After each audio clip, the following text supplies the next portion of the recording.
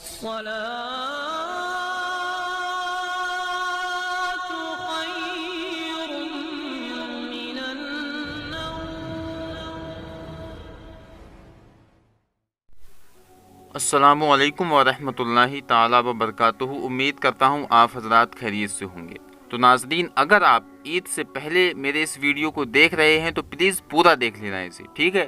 اس کو پورا دیکھنا ہی دیکھنا آپ کو، کیونکہ عید والے دن آپ کو کیا کرنا ہے کیا نہیں کرنا ہے، آپ کے دل میں بہت سے شک و شبہات ہیں، ڈاؤٹس ہیں، ان کو کلیئر کر دوں گا. اس لیے عید سے پہلے اگر اس ویڈیو کو دیکھ رہے ہیں تو پورا واچ کر لیں، پورا دیکھ لیں. اور الحمدللہ آج الوداع ہے، الوداع کہتے ہیں، جو کہ رمضان المبارک کا آخری جمعہ ہوتا ہے. تو میں الوداع کے بارے میں بھی کچھ آپ کو ایسی باتیں بتاؤں گا جو آپ کو کرنا بے حد ضروری ہے.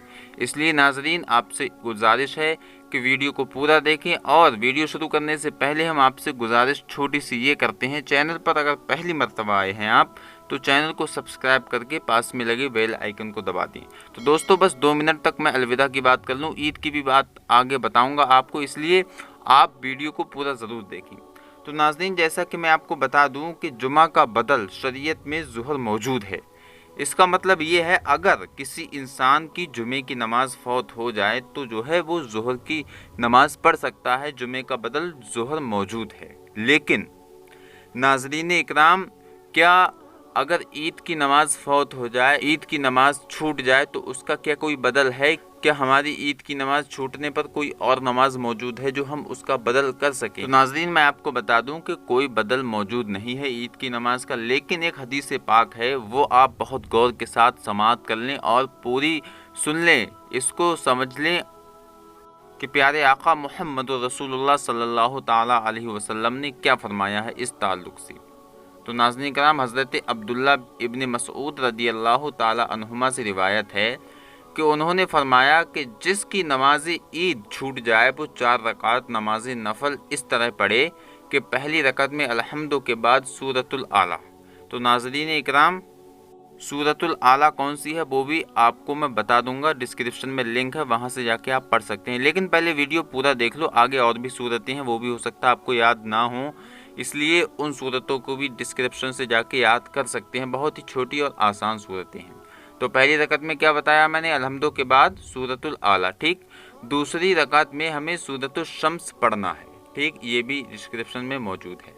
تیسری رکعت میں سورۃ اللیل اور چوتھی رکعت میں سورۃ الضحیٰ پڑھیں. اس پر رسول اکرم صلی اللہ علیہ وسلم سے عمدہ وعدہ اور بے شمار ثواب مربی ہے. ماشاء اللہ، سبحان اللہ. ہاں، اگر کوئی نماز عید پڑھنے سے رہ جائے تو وہ مذکورہ طریقہ پر، یعنی جو اوپر میں نے آپ کو بتایا تھا، اسی طریقے پر 4 رکعت نفل ادا کرے، ٹھیک، جیسے چاشت کی نماز پڑھتے ہیں. یہ رہا بہت آسان اور سمپل طریقہ. اب میں آپ حضرات کو بتا دوں، جو میں نے صورتیں یہ بتائی ہیں، ان صورتوں کو آپ ڈسکرپشن میں جا کے لنک پر کلک کر کے یاد کر سکتے ہیں. لیکن 1 منٹ اور رکو، میں کچھ اور بات آپ کو بتا دوں جو بہت ہی بے حد ضروری ہے، ہمیں کرنا ہی کرنا ہے عید سے 1 دن پہلے، ٹھیک ہے، عید کی شام کو، جو یعنی کہ 29 رمضان کو جو ہمیں کرنا ہے. 23 مئی کو 29 رمضان ہے، تو بعد نماز مغرب چاند دیکھنے کا اہتمام کریں، ٹھیک. چاند ضرور دیکھیں آپ لوگ. اگر چاند نظر آ جائے تو شہر کے قاضی یا بڑے عالم دین کے یہاں شہادت دیں، اور اگر چاند نظر نہ آئے تو ٹیلی فون یا موبائل کے ذریعے موصولہ خبروں پر ہرگز اعتماد نہ کریں، بلکہ شرعی شہادت پر اعتماد کریں، ورنہ 30 دن پورے کر کے عید کی نماز پڑھیں. جیسا کہ میں نے بتایا کہ ٹیلی فون کے استعمال سے شہادت نہیں ہوتی ہے. اگر آپ نے چاند دیکھا ہے تو آپ شہر کے قاضی یا بڑے عالم دین کے پاس جا کر شہادت دے سکتے ہیں. اور دوسری بات یہ، اگر 29 کا نہیں دکھتا ہے تو 30 روزے پورا کرنا لازمی ہے، ٹھیک ہے. اب ایک بہت ہی ضروری بات جو کہ ہم ہر سال عید کی نماز سے پہلے کرتے ہی کرتے ہیں، ٹھیک، اور اس بار بھی ہمیں کرنا ہی کرنا ہے. صدقہ فطر ہر مال کے نصاب مرد و عورت پر عید کے دن طلوع صبح صادق سے ہی واجب ہو جاتا ہے، ٹھیک ہے، صبح سے ہی. اور وہ اپنی اپنی نابالغ و زیر کفالت بالغ اولاد کی طرف سے صدقہ فطر فی کس 2 کلو 47 ग्राम गेहूं या उसकी कीमत अदा करें। इसका मतलब ये है कि आप ईद की नमाज से पहले यानी ईद की नमाज के वक्त से पहले ही आप सदक़ा फ़ितर अदा करते हैं। सदक़ा फ़ितर कितना देना है वो भी मैंने आपको बता दिया है। 2 किलो 47 ग्राम गेहूं या इसकी आप रकम कीमत दे सकते हैं।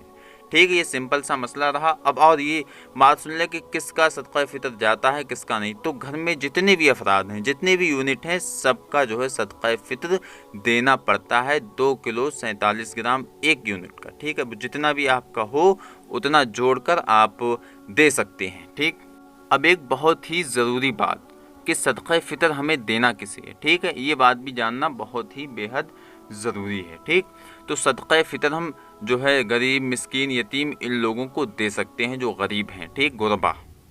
और एक बहुत ज़रूरी मसला और बहुत ज़रूरी बात जो आजकल लोग अपने इमाम साहब के साथ ऐसा बर्ताव कर रहे हैं, इस बारे में बात कर लूँ कि नाज़रीन, सुना जा रहा है कि कुछ लोग अपने इमामों को तनख्वाह नहीं दे रहे हैं। उनसे कह रहे हैं कि हमने नमाज नहीं पढ़ी तो तनख्वाह भी नहीं देंगे। लोगों, ये गलत है, ऐसा नहीं करना चाहिए। बल्कि इमाम साहब की इसमें कोई गलती नहीं है। उन्होंने तो जो है पूरे महीने उसी तरह से नमाज मस्जिद में पढ़ाई है, चाहे 10 लोग होते या फिर पूरा मस्जिद भरी हुई होती, लेकिन नमाज वो उसी तरह से पढ़ाते। तो नाज़रीन इकराम, उनका जो हक़ है उन्हें दिया जाए, उनके हक़ में से कोई हक़ तलफ़ी ना की जाए, उनकी तनख्वाह ना काटी जाए। नाज़रीन, ठीक है, ये बात आप ज़रूर ध्यान कर लें। और ईद की नमाज तो नहीं होगी, लेकिन आप उस वक्त में जाकर अपने इमाम साहब को 20 रुपये 50 रुपये कुछ ना कुछ नजराना ज़रूर दें, ताकि जो मस्जिद के इमाम हैं, जो पूरे महीने मेहनत करते हैं, पूरे महीने जो है कुरान पाक की तिलावत करके तरावी पढ़ाते हैं और सहरी में भी उठाते हैं, तो नाज़रीन इकराम उनको जो है ज़रूर तोहफे से नवाजें। और नाज़रीन कराम, बहुत से लोगों का ये सवाल भी था, जो आप लोग भी सुन लीजिए, हो सकता है आपके जहन में भी ये सवाल हो। वो लोग सवाल कमेंट में ये कर रहे थे कि हज़रत, अगर हम घर पर ईद की नमाज़ पढ़ेंगे, जैसे ईदगाह में हज़रत पढ़ाते हैं, आलिम साहब पढ़ाते हैं, हाफिज़ साहब पढ़ाते हैं, उसी तरह हम घर पे पढ़ें, यानी कि माँ ज़ायद 6 तकबीरों के, ठीक उसी तरह से पढ़ें, तो क्या हमारी नमाज हो जाएगी? तो नाज़रीन कराम, एक बार आपको मैं पहले भी बता चुका हूँ, फिर आज फिर सुन लीजिए, आपको फिर से बता देता हूँ। ऐसा नहीं हो सकता कि हम घर पे नमाज ईद अदा कर लें। बस 2 मिनट की बात है, इसको भी सुन लो आप, इंशाअल्लाह ताला आपके सारे डाउट्स क्लियर हो जाने वाली हैं। ठीक है, तो घर पे ईद की नमाज नहीं पढ़ सकते। ठीक है, आपका ये भी सवाल होगा, अरे भाई क्यों नहीं पढ़ सकते घर पे ईद की नमाज? ठीक है, तो मैं आपको बता दूं कि जुमे की शराइत की तरह ईद की नमाज की भी शराइत हैं। ठीक है, जैसे कि जुमे के लिए शराइत हैं, उसी तरह ईद के भी शराइत हैं, सिर्फ खुतबे का फ़र्क है। खुतबा जुमे में शर्त है और ईदैन में सुन्नत है। ठीक, ये रहा। उसके बाद जुमे की जो शर्तें इस वक्त पूरी नहीं पाई जा रही हैं। ठीक, पूरी शर्तें इसलिए नहीं पाई जा रही हैं, सबसे पहली चीज़, इज़्न आम इस वक्त नहीं है, यानी कि आम इजाज़त नहीं है मस्जिद में जाने की, इसलिए जुमा साक़ित हो जा रहा है और ईद की नमाज़ भी साक़ित हो जाएगी, क्योंकि ईद और जुमे के शराइत सेम है। ठीक है, और फिर कुछ लोगों का और सवाल था कि हज़रत आपने इज़्न आम बताया कि इजाज़त नहीं है जाने की, तो नहीं हो सकती नमाज, लेकिन हम एक बड़े हॉल में नमाज अलविदा और नमाज ईद क़ायम करेंगे। बड़ा सा हॉल होगा, वहाँ पे नमाज ईद नमाज अलविदा क़ायम करेंगे। क्या वहाँ पर भी नमाज हो सकती है? वहाँ किसी को आने जाने से हम मना ही नहीं करेंगे, बल्कि वो एक गुप्ती जगह है, वहाँ पर हम नमाज़ पढ़ लेंगे। तो नाज़रीन देखिए, सबसे पहली बात, अगर नई जगह आप जुमा कायम करते हैं, ठीक है, तो जुमा कायम करने के साथ इज़्न आम के साथ एक शर्त और है। ठीक, वो नई जगह जुमा कायम करने के साथ है, यानी इत्तलाए आम। इसका मतलब ये है कि इत्तलाए आम का कि जिस जगह जुमा कायम हो रहा है, उस जगह के बारे में बस्ती वालों को, आस पड़ोस के, ठीक है, शहर के आसपास वालों को सबको मालूम होना चाहिए कि आज वहाँ जुमा कायम हो रहा है,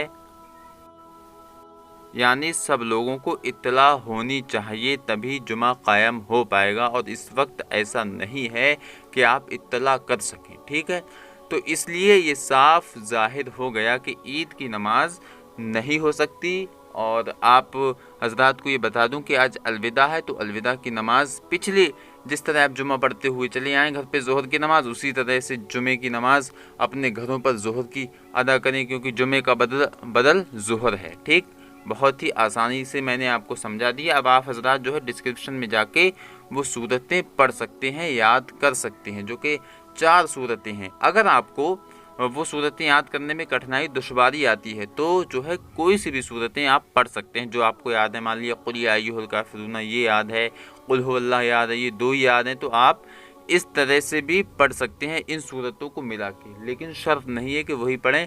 अगर हाँ, अच्छा ये है कि वो याद कर लें, आप उनको पढ़ें, ये बेहतर तरीक़ा है, अच्छा तरीक़ा है। बाकी शराइत नहीं है कि इन्हीं को पढ़ना है। ठीक है, ये रहा आज का ईद की नमाज़ और अलविदा की नमाज़ का पूरा फुल तरीक़ा, जो कि हमें अलविदा और ईद की नमाज़ किस तरह अदा करना है आप आसानी से समझ चुके होंगे। तो नाज़रीन, इस वीडियो को आगे अभी शेयर कर दें। ठीक है।